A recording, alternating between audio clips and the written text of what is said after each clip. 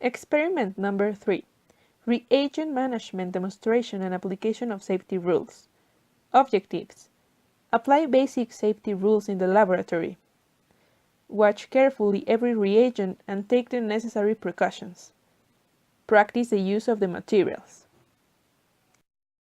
It's really important for us to see how an acid is and reacts, how it can damage our eyes, skin, breathing, and tasting senses, and furthermore, how can we manage this type of accidents on the laboratory. The first step of safety is knowledge. Second, prevention. And third, emergency measures. Here and on every place, we try to remain on the first and second stages, as we want to keep our safety to the maximum level. The overall importance of this experiment was to see the effects of the acids on organic tissue.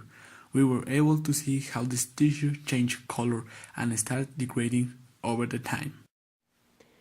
Thanks to this experiment, we were able to see the different effects that acids and reagents have in different objects.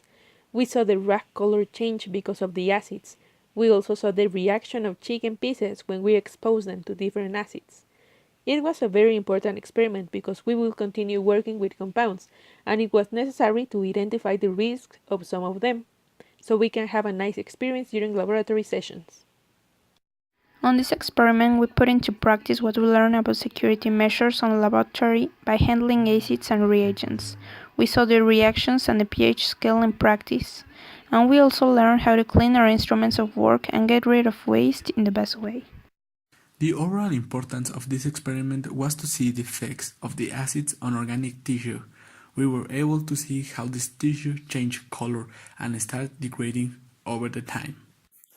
So along the first and the third experiment, I was able to understand several safety indications that I have to use in order to be always safe and secure in the laboratory.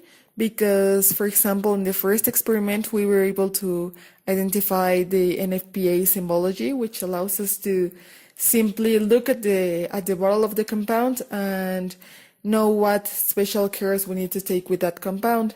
And in the third experiment, we were also able to see the different ways in which we can identify different acids or different compounds which may be dangerous for us.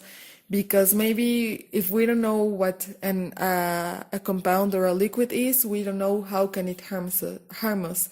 So it is really important to see how we can identify them and how to get rid of them also.